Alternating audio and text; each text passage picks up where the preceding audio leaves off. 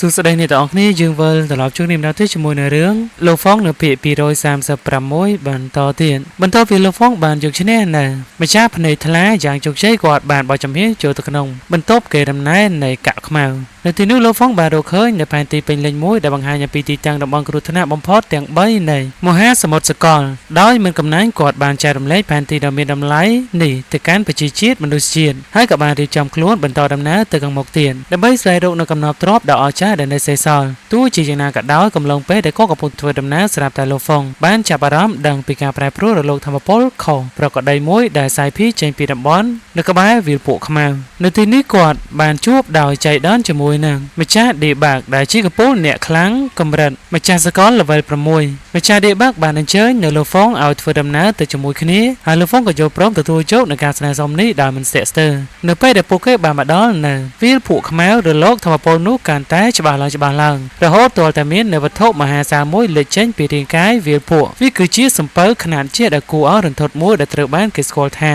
ទូកភ្នូខ្មៅឬក៏សំពៅបញ្ចុះសមការលេចឡើងនៃទូកភ្នូខ្មៅបានតេទីនៅចំណាប់អារម្មណ៍ពីមហាអំណាចផ្សេងៗឲ្យមកប្រមូលផ្ដុំគ្នានៅទីនោះរួមមានសមាជិកជាន់ខ្ពស់មកពីបកភ្នែកទេវតាគឺលោកម្ចាស់ធូលីស្រមោលហើយនិងលោកម្ចាស់លីវជូព្រមទាំងកងកម្លាំងមកពីបក skeleton ផងដែរឬក៏បកលលាក្បាលខ្មោចនឹងឯងលោកហ្វុងដឹងជាក់ច្បាស់នៅក្នុងចិត្តថាទោះបីជាទូកភ្នូខ្មោចបានបង្ហាញខ្លួនក៏ដោយក៏ពួកគេមិនអាចដណ្ដើមយកវាបានដោយងាយៗនោះដែរវិធីទីមួយគត់ដើម្បីគ្រប់គ្រងសំពៅយៈនេះគឺត្រូវតែស្វែងរកនិងគ្រប់គ្រងស្នូលបញ្ជីរបស់វាឲ្យបានមិនយូរប៉ុន្មានទូកភ្នូខ្មោចក៏បានផុសចេញពីវាលពួកខ្មៅទាំងស្រុងហើយទ្វារសំពៅក៏បានបើកឡើងឃើញអាកាសភ្លាមលោកហ្វុងនិង Master Debug ក៏បានបញ្ញាហោះចូលទៅខាងក្នុងភ្លាមស្ត្រីដែលនៅខាងក្រៅពេលឃើញសកម្មភាពនេះក៏បញ្ញាដេញតាមពីក្រោយយ៉ាងកគៀប្រកិតតាមពិតទៅបកភ្នែកទេវតាហើយនឹងបកក្រុងឆ្អឹងគឺជាសត្រូវស៊ីស័យហត់ឈាមនឹងគ្នាប៉ុន្តែក្នុងសារភាពដ៏បន្ទាន់នេះ Master Liu Chu បានស្នើសុំឲ្យពួកគេផ្អាកនៅការគុំគួនសិនឲ្យរួចងាកមកសហការគ្នាដើម្បីរៀបរៀងនៅ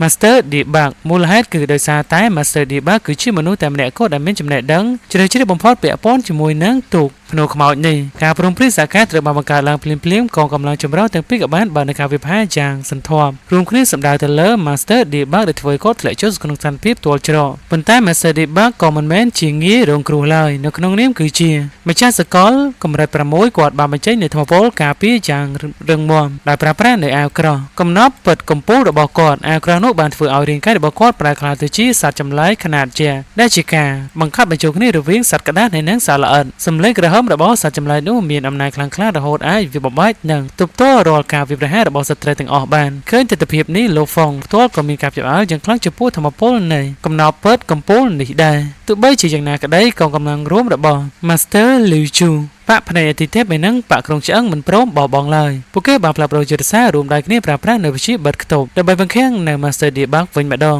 ពេលដឹងខ្លួនថាកំពុងតែជួបគ្រោះថ្នាក់ Master Debug ក៏បានស្រែកសុំជំនួយពីលោកហ្វុងភ្លាមៗដោយយល់អំពីស្ថានភាពលោកហ្វុងមិនរងចាំយូរឡើយគាត់បានធ្វើចរណាផ្លាស់ទីជើងលឿនទៅកាន់ទីតាំងរបស់សត្រូវរួចបញ្ចេញធម្មពលដែនដីផ្ដាច់ការរបស់គាត់វាសង្កត់ទៅលើកងកម្លាំងទាំងនោះការវិវហាដ៏ទាន់ពេលវេលានេះបានធ្វើឲ្យទម្រង់នៃក្បួនរបស់សត្រូវដួលរលំខ្ចាត់ខ្ចាយជាសង្គ្រោះនៅ Master Debug បានជោគជ័យពេលនោះហើយទៅពួកសត្រូវដឹងច្បាស់ថាលោកហ្វុងនិង Master Debug កំពុងតែសហការគ្នាបន្ទាប់ពីឆ្លងកាត់នៃការវិវហាលោកហ្វុងនិង Master Debug បានបន្តធ្វើដំណើរជ្រៅចូលទៅក្នុងទូកភ្នូខ្មោចទីធ្លានៅក្នុងសំពៅនោះមានទំហំធំល្វឹងល្វើយស្មើមិនដល់ប៉ុន្តែសំល្អដែល Master Debug ស្គាល់ផ្លូវយ៉ាងច្បាស់ពួកសត្រូវនៅតែបន្តដេញតាមពីក្រោយមិនលែងប៉ុន្តែ Master Debug បានប្រើល្បិចទាញយកប្រយោជន៍ពីអន្ទាក់កាយសាហាវនានាដែលបង្កប់នៅក្នុងសំពៅដែលធ្វើឲ្យកងទ័ពរបស់បកភ្នែកអាទិទេពហើយនឹងបកក្រុងឆ្អឹងជាច្រើនអ្នកត្រូវបាត់បង់ជីវិតយ៉ាងអនាយធមនៅក្នុងអន្ទាក់ទាំងនោះទីបំផុត Master Debug ក៏បានស្វែងរកឃើញនៅបន្ទប់មួយដែលមានទ្វារពិសេសពេលពួកគេចូលទៅដល់គាត់ក៏បានបញ្ជាបិទទ្វារនោះយ៉ាង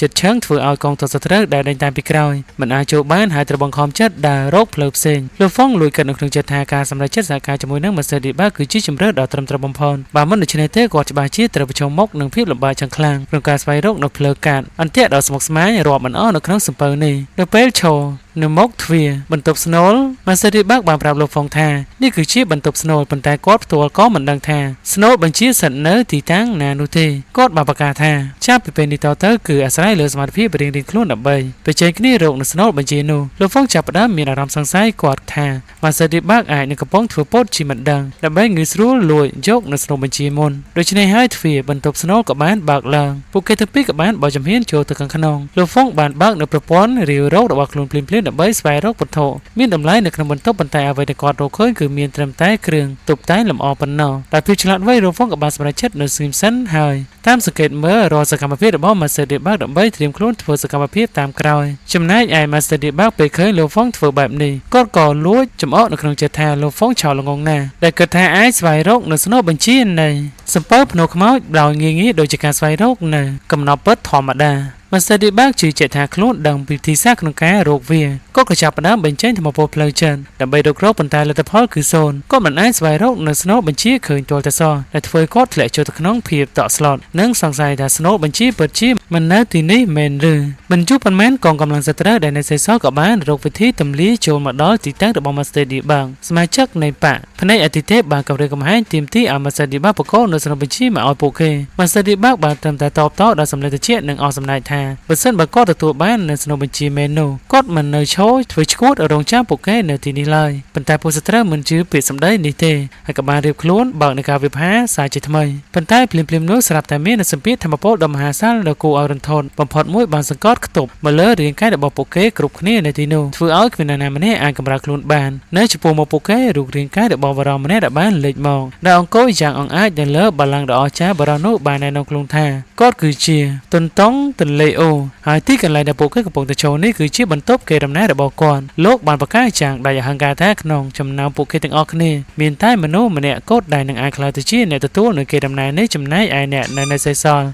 ់ទាំងអស់គឺត្រូវស្លាប់សេចក្តីប្រកាសនេះបានធ្វើឲ្យអ្នកគ្រប់គ្នាដែលនៅទីនោះភ្ញាក់ព្រឹត្តនិងតក់ស្លុតជាខ្លាំងតុនតុងទន្លេអូបានចាប់ផ្ដើមរៀបរាប់ពីប្រវត្តិដ៏ជូរចត់របស់គាត់កាលពីអតីតកាលនៅក្នុងសម័យនៃការចាប់កំណើតមុនដែលព្រឹត្តិការណ៍នោះបានសម្លាប់ទាំងរូបគាត់និងកងទ័ពមេតរបស់គាត់ទាំងអស់ទោះបីជាគាត់បានស្លាប់បាត់បង់ជីវិតនិងបរាជ័យក្នុងបេសកកម្មក៏ដោយក៏គាត់មិនចង់ឲ្យខ្សែស្រឡាយនៃកេរដំណែលដ៏អស្ចារ្យរបស់គាត់ទៅបញ្ចប់ត្រឹមចំណន់នេះនោះដែរទើបគាត់ខិតខំស្វែងរកអ្នកស្នងតំណែងម្នាក់ដែលស័ក្តិសមបំផុតពេលកំពុងស្ដាប់លោកហ្វុងស្រាប់តែនឹកឃើញទៅដល់អត្ថន័យនៃពាក្យអូនៅក្នុងឈ្មោះរបស់តុនតុងទន្លេអូនៅក្នុងប្រវត្តិសាស្ត្របុរាណពាក្យថាអូនេះតំណាងឲ្យធម្មពលកម្ពូលនិងកម្លាំងមហិមានេះបញ្ជាក់យ៉ាងច្បាស់ថាកេរដំណែលដែលបានសល់ទុកដោយតុនតុងទន្លេអូគឺជារបស់ដែលមានតម្លៃមហាសាលមិនអាចកាត់ថ្លៃបានតុនតុងទន្លេអូបានបញ្ជាក់បន្ថែមថាសម្ពើភ្នំខ្មៅនេះលែងជាសម្ពើបញ្ចុះសពធម្មតាទៀតហើយតែវាគឺជាទីតាំងសាកសពដ៏គ្រោះថ្នាក់ដើម្បីចម្រើនយកអ្នកស្នងកេរដំណែលគាត់បានសួរទៅកាន់អ្នកទាំងអស់គ្នាថាតើអ្នកណាខ្លះហ៊ានចូល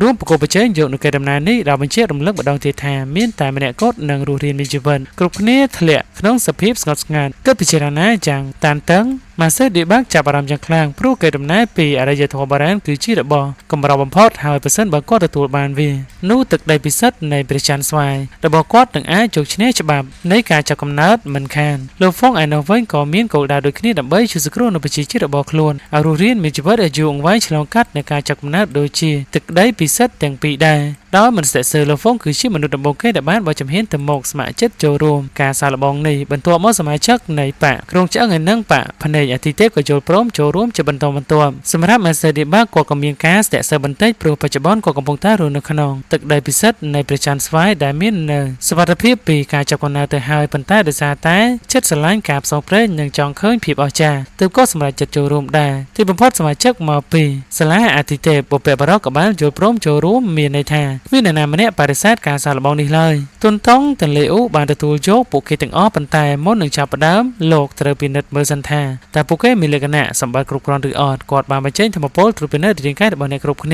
ាលទ្ធផលគួរឲ្យភ្ញាក់ផ្អើលសមាជិកមកពីបកក្រុងឆ្អឹងត្រូវបានកាត់សេចក្តីថាមិនមានលក្ខណៈគ្រប់គ្រាន់ឡើយដោយសារតែពូជសាសន៍របស់ពួកគេគ្មាននៅព្រលឹងទុនតុងទន្លេអូបានបញ្ចេញនូវធម្មពលសង្កត់ពីលើសមាជិកនោះភ្លាមៗសមាជិកនៃបកក្រុងឆ្អឹងនោះបានព្យាយាមអង្វរយ៉ាងអនាយធមសូមឲ្យខ្លួនបានចូលរួមដើម្បីសង្គ្រោះនៅពូជសាសន៍តែទុនតុងទន្លេអូគ្មានក្តីមេត្តាឡើយគាត់បានបដិសេធយ៉ាងដាច់អហង្ការរួចបោះសមាជិកក្រុងឆ្អឹងនោះចេញពីសំពៅ ភ្នូខ្មោចតែម្ដងបន្ទាប់ពីទន្ទង់ទលេអ៊ូបានបើកទ្វារមួយដែលនៅខាងក្នុងមានច្រករបៀងដ៏វែងអន្លាយលោកបានបញ្យល់ថានេះគឺជាការសាកល្បងទី1អ្នកទាំងអស់គ្នាត្រូវតែដែលឆ្លងកាត់នៅច្រករបៀងនេះនរណាអាចរស់រានមានជីវិតទៅដល់សាលបន្ទាប់អ្នកនោះចាត់ទុកថាជាអ្នកប្រឡងជាប់តែបើបរាជ័យមានន័យថាត្រូវស្លាប់នៅក្នុងនោះអ្វីដែលធ្វើឲ្យគ្រប់គ្នាភ្ញាក់ផ្អើលនោះគឺទន្ទង់ទលេអ៊ូបានបបែកលោកហ្វុងចេញពីអ្នកដទៃដែលបញ្ជាឲ្យលោកហ្វុងរងចាំចូលច្រករបៀងក្រោយគេខណៈដែលម្ចាស់សកលផ្សេងទៀតត្រូវរួបរวมគ្នាទាំងអស់ Master Tulis Ramal ដែលមកពីបកភ្នែកអតិទេពឃើញបែបនេះក៏សង្ស័យហើយសួរទៅកាន់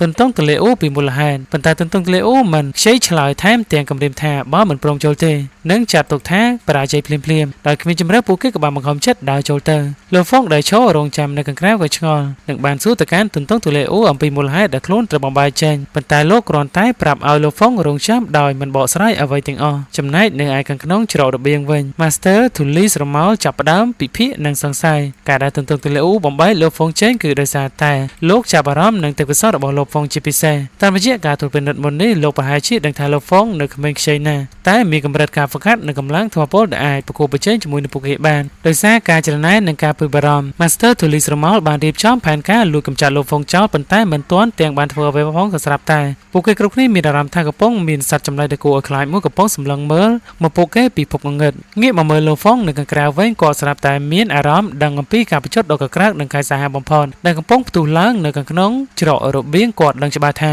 ពួក Master សកលទាំង4នាក់នោះកំពុងប្រឈមមុខនឹងកម្លាំងរបស់សត្វចម្លែកដ៏មហិមាមួយសន្ទុះក្រោយមកទន្ទង់ទលេអ៊ូក៏បានប្រកាសប្រាប់លោកហ្វុងថាក្នុងចំណោមអ្នកដែលបានចូលទៅមុននោះមានបេសកជនម្នាក់ត្រូវបានសម្លាប់បាត់ទៅហើយតាមបន្សល់ទុកតែបេសកជន3នាក់ប៉ុណ្ណោះដែលនៅរស់រានមានជីវិតដំណឹងនេះធ្វើឲ្យលោកហ្វុងឆ្អល់ទាំងខ្លាំងថាតើនរណាទើបនឹងស្លាប់បន្ទាប់ពីការប្រកាសចប់ទន្ទង់ទលេអ៊ូបានប្រាប់ឲ្យលោកហ្វុងដើរចូលទៅក្នុងច្រករបៀងជាជាងភ័យខ្លាចលោកហ្វុងត្រឡប់ជាមានអារម្មណ៍រំភើបនិងពុះជ្រុលទៅវិញព្រោះគាត់ពិតជាចង់ដឹងនិងចង់ឃើញផ្ទាល់ភ្នែកថាតើសត្វចម្លែកប្រភេទណាដែលមានធម៌ពលខ្លាំងរហូតអាចសម្លាប់នៅម្ចាស់សកលបានលឿនបែបនេះលោកបានបោះជំហានចូលទៅក្នុងភពងងឹតនៃច្រករបៀងនោះដោយសេចក្តីក្លាហានហើយខ្សែរឿងរបស់យើងក៏សន្និដ្ឋានប៉ុណ្ណេះ